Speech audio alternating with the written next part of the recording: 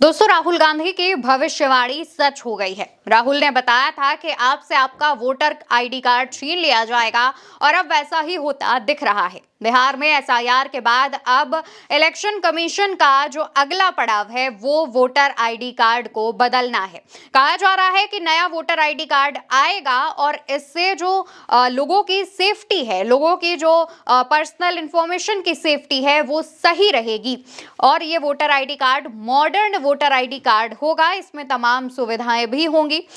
यहाँ पर सवाल ये उठता है कि पहले बिहार में एसआईआर कराया गया, 65 लाख लोगों के नाम काटे गए और उसके बाद अचानक चुनाव आयोग फैसला लेता है कि बिहार में हम वोटर आईडी कार्ड बदल देंगे। सिर्फ इतना ही नहीं, चुनाव आयोग की तरफ से कहा गया है कि देश में जहां जहां एसआईआर होगा वहां वहां पर हम नया वोटर आईडी कार्ड लागू करेंगे। लेकिन राहुल की जिस भविष्यवाणी की हम बात कर रहे हैं वो भी आप सुन लीजिए। पहले आपका वोटर कार्ड जाएगा, उसके बाद आपका राशन कार्ड जाएगा, उसके बाद आपकी जमीन अदानी और अंबानी को दी जाएगी। ये देश 2-3 अरबपतियों का नहीं है, अंबानी का, अदानी का नहीं है। ये देश किसानों का है, मजदूरों का है, छोटे व्यापारियों का है, युवाओं का है। सारा का सारा काम उनके लिए होता है।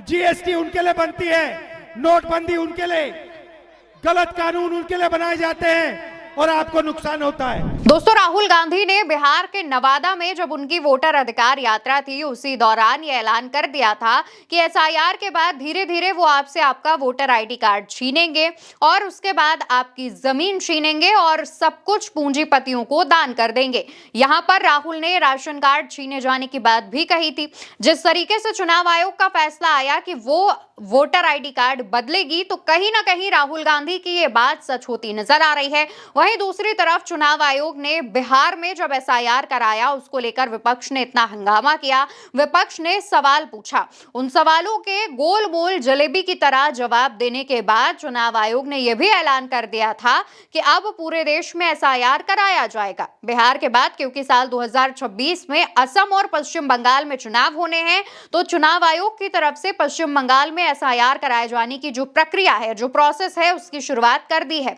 लेकिन सवाल लगातार यही उठ रहे हैं कि जब विपक्ष एसआईआर को लेकर, वोट चोरी को लेकर के, इलेक्शन कमीशन पर लगाए जा रहे तमाम आरोप को लेकर के जब वो सड़कों पर है, सवाल पूछ रहा है, तो इस पर चुनाव आयोग ने चुप्पी क्यों साध रखी है? क्यों जब एसआईआर पर सवाल उठ रहे हैं तो लगातार जनता पर एसआईआर थोपने का काम इलेक्शन कमीशन की तरफ से किया जा रहा है? वहीं अब इलेक्शन कमीशन ने एक कदम बढ़ाते हुए जो वोटर आईडी कार्ड है उसको बदलने की भी बात कह दी है।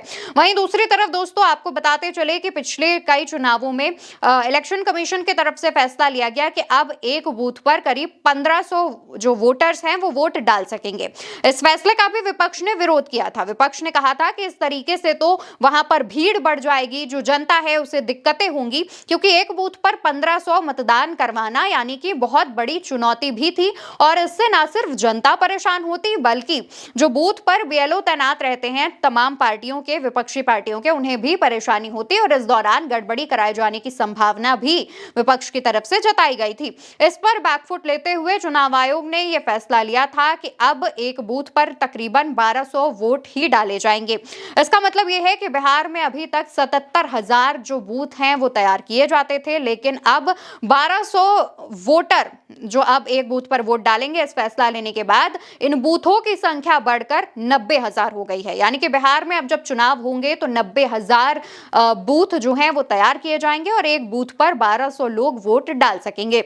वहीं दूसरी तरफ बिहार चुनाव पर बात करें तो बिहार में जो चुनाव होना है, क्योंकि मौजूदा विधानसभा का कार्यकाल 22 नवंबर को खत्म हो रहा है, उससे पहले बिहार में चुनाव कराए जाने हैं। संभावना जताई जा रही है कि अक्टूबर और नवंबर के महीने में जो बिहार में विधानसभा के चुनाव हैं वो करा लिए जाएंगे और इसको लेकर विपक्ष पहले से ही तैयार है। विपक्ष की तरफ से 17 अगस्त से 1 सितंबर तक वोटर अधिकार यात्रा भी निकाली गई थी। इस दौरान राहुल और तेजस्वी की तरफ से तमाम न सिर्फ आरोप लगाए गए थे बल्कि कई बड़े खुलासे और दावे भी भी किए गए थे। 1 सितंबर को जब इस यात्रा का आखिरी दिन था, उस दौरान भी राहुल गांधी ने हाइड्रोजन बम फोड़ने की बात कही है और कहा यह जा रहा है कि यह हाइड्रोजन बम 9 सितंबर को होने वाले उपराष्ट्रपति चुनाव से पहले फोड़ा जाएगा। फिलहाल ये तमाम जो जानकारी है वो अपनी जगह है, लेकिन वोटर आईडी कार्ड को जो बदलने जाने की अब ये खबर सामने आई है, उसको लेकर के आने वाले दिनों में विपक्ष सवाल उठा सकता है और विपक्ष इस पर चुनाव आयोग से जवाब भी मांग सकता है। आपको क्या लगता है कि अचानक से वोटर आईडी कार्ड बदलने के लिए इलेक्शन कमीशन की तरफ से ये नोटिफिकेशन क्यों जारी किया गया? अपना जवाब हमें कमेंट सेक्शन में बताइएगा और उल्टा चश्मा यूसी को सब्सक्राइब करिएगा। नमस्कार।